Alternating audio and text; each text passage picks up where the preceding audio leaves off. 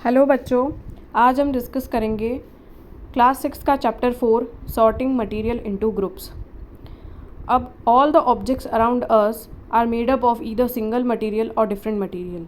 हमारे आसपास जितने भी ऑब्जेक्ट्स हैं जैसे कि चेयर, पेन, प्लेट, टेबल, वो या तो सिंगल मटेरियल की बनी हुई होती है या फिर डिफरेंट मटेरियल्स के बने हुए होते हैं। जैसे कि चेयर है वो या तो प्लास्टिक की होगी, वुड की होगी या आयरन की होगी। पेन है वो प्लास्टिक का भी बनता है, मेटल का भी बनता है। प्लेट है वो या तो स्टील, ग्लास, प्लास्टिक, इन 3 टाइप की डिफरेंट मटेरियल्स के वो बनी हुई होती है। टेबल है वो या तो प्लास्टिक की होगी या स्टील की होगी, आयरन की होगी या वुड की होगी। तो इन सारी जो मटेरियल्स होते हैं इन सब मटेरियल्स की टेबल बनती है। टॉयज़ हो गए वो या तो प्लास्टिक के भी होते हैं, स्टील के भी होते हैं, वुड के भी होते हैं। तो इन 3 टाइप की मटेरियल्स के टॉयज़ बने हुए होते हैं। अब नेक्स्ट हमारा टॉपिक आता है sorting. Now what is sorting?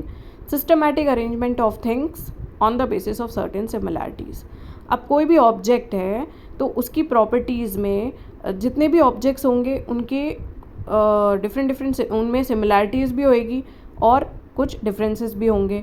तो ऑन द बेसिस ऑफ यही सिमिलैरिटीज़ और डिफरेंसेस ये जो ऑब्जेक्ट्स होते हैं उनको हम सॉर्ट करते हैं, डिफरेंट ग्रुप्स में डिवाइड करते हैं। तो इसी चीज़ को बोलते हैं sorting. We choose a material to make an object depending on its properties and the purpose for which the object is to be used. हम क्या करते हैं कि कोई भी ऑब्जेक्ट है उसमें कौन सा मटेरियल यूज़ करेंगे हम उस ऑब्जेक्ट को बनाने में, वो किस चीज़ पे डिपेंड करता है। वो डिपेंड करता है उस ऑब्जेक्ट की प्रॉपर्टीज़ पे डिपेंड करता है और वो ऑब्जेक्ट हम किस चीज़ के लिए यूज़ कर रहे हैं उस पे डिपेंड करता है कि हम उस ऑब्जेक्ट को कौन से मटेरियल से बनाएं। For example, both desk and the chair are made from wood while pen and dustbin are made using the plastic. अब जैसे कि टेबल चेयर है वो वुड की बनी हुई होती है। क्यों बनी हुई होती है वुड की? क्योंकि हम उस पर बैठते हैं। तो वुड क्या होता है कि थोड़ा हैवी मटेरियल होता है, तो ऑब्वियस है कि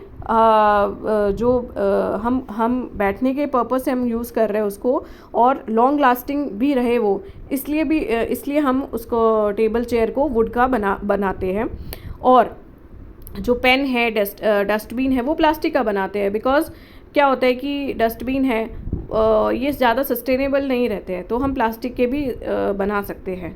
इन डस्टबिन को और पेन को हम प्लास्टिक का भी बना सकते हैं। Now what are the properties of the material? अब हमने इसको जो मटेरियल की प्रॉपर्टीज़ है उनके बारे में पढ़ेंगे पॉइंट वाइज। फर्स्ट पॉइंट आता है हमारा appearance. Substances classified on the basis of how they look. Now अब हम सब्सटेंसेस को उनके लुक्स के बेसिस पे क्लासीफाई करेंगे कि वो दिखते कैसे हैं, दिखने में कैसे हैं, उसके बेसिस पे हम सब्सटेंसेस को क्लासीफाई करेंगे। इसमें सबसे पहला पॉइंट आता है लस्ट्रस एंड सेकेंड लस्ट्रस है मटेरियल हमारा, सब्सटेंस हमारा वो लस्ट्रस है या नॉन लस्ट्रस है। लस्ट्रस क्या होता है कि कुछ मटेरियल जो होते हैं वो शाइनी होते हैं।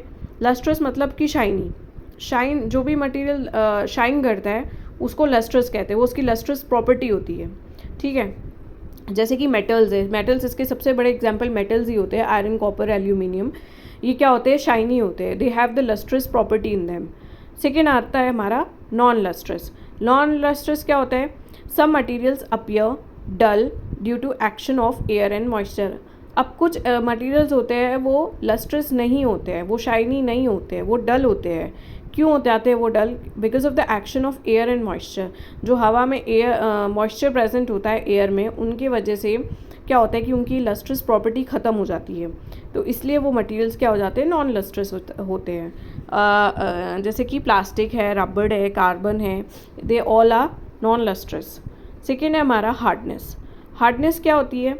हार्डनेस के बेसिस पे हम मटेरियल्स को कैसे डिवाइड करते हैं, या तो सॉफ्ट होता है मटेरियल या फिर हार्ड होता है। सॉफ्ट मटेरियल्स वो होंगे जिनको हम प्रेस करेंगे तो वो इजीली से प्रेस हो जाएंगे, कंप्रेस हो जाएंगे, वो होते हैं soft material. For example cotton है, कैंडल है, उनको हम हल्का सा भी दबाएंगे तो वो दब जाएंगे।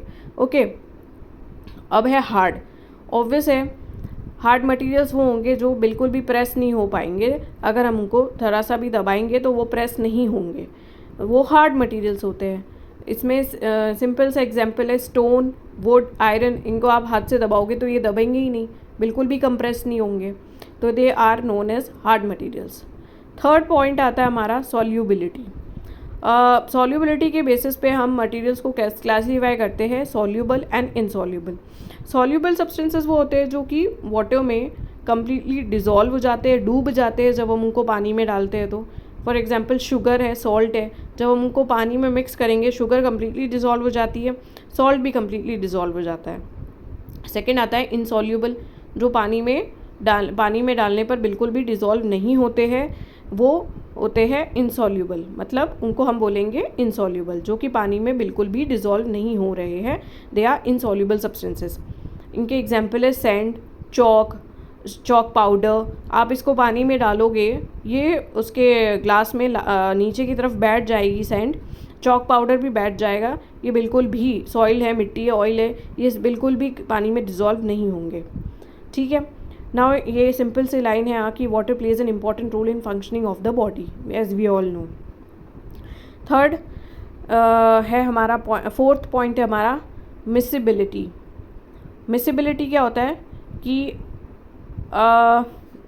एक तो होता है मटेरियल जो कि कम्प्लीटली मिसिबल हो जाए, मतलब कि मिक्स हो जाए।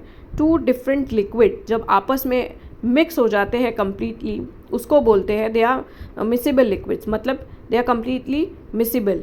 For example milk and water है, मिल्क भी एक लिक्विड है, वाटर भी एक लिक्विड है। अब ये दोनों लिक्विड आपस में जब हम इनको मिक्स करते हैं तो ये मिक्स हो जाते हैं एक दूसरे के साथ में, तो इनको क्या बोलेंगे हम, दे आर मिसिबल।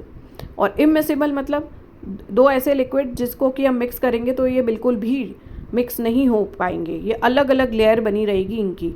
अब जैसे कि वाटर एंड ऑयल है, आप वाटर में ऑयल डालेंगे तो ऑयल बिल्कुल भी मिक्स नहीं होएगा वाटर में, उनकी ऑयल की अलग लेयर बनेगी वाटर पानी के ऊपर में, सरफेस पे।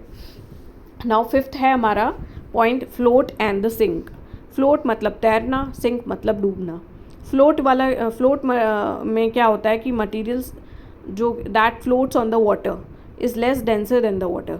ये सब डिपेंड करता है डेंसिटी पे। डेंसिटी क्या होती है, मास अपॉन वॉल्यूम। ठीक है, mass upon volume is known as the density. और जो ऐसे मटेरियल जिनकी की डेंसिटी जो है वो पानी से कम है, पानी की डेंसिटी से कम है, ऐसे मटेरियल जिनकी डेंसिटी पानी की डेंसिटी से कम होती है, वो मटेरियल वाटर के सरफेस पे फ्लोट होते हैं।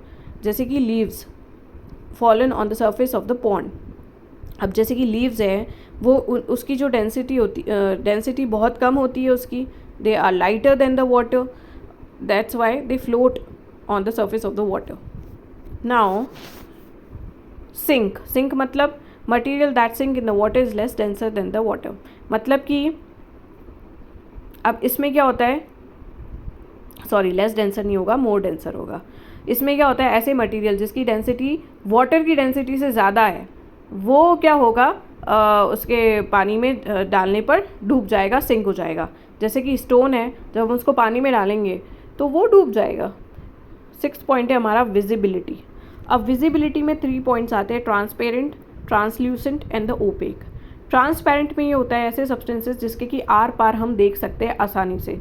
जैसे कि ग्लास है, वाटर है, इसके आर पार हम बिल्कुल देख सकते हैं, इसके पीछे छुप नहीं सकते हम। ग्लास के पीछे हमको इसके पीछे आगे पीछे दोनों तरफ दिखेगा, तो ये क्या होता है, ट्रांसपेरेंट होता है, इसको बोलते हैं ट्रांसपेरेंट। ट्रांसल्यूसेंट में क्या होता है कि दिखेगा तो सही बट विजिबिलिटी कितनी क्लियर नहीं होगी। दो substances through which the things can be seen but not clearly.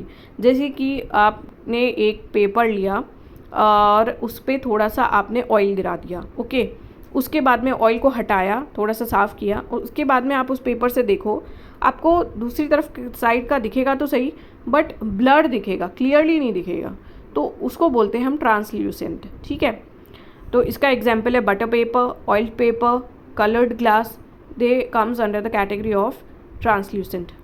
Last point आता है हमारा ओपेक। ओपेक मतलब कि जिसके आर पार हम नहीं देख सकते हैं। जैसे कि वुड हो गया, कार्डबोर्ड हो गया, कोई भी चीज़ ले लो, अलमारी ले लो, कुछ भी ले लो, जिसके कि आर पार हम बिल्कुल देख ही नहीं पाएंगे, उसको हम क्या कहेंगे, ओपेक कहेंगे। So that's all. ये था हमारा चैप्टर नंबर 4 जो कि कंप्लीट हो गया है।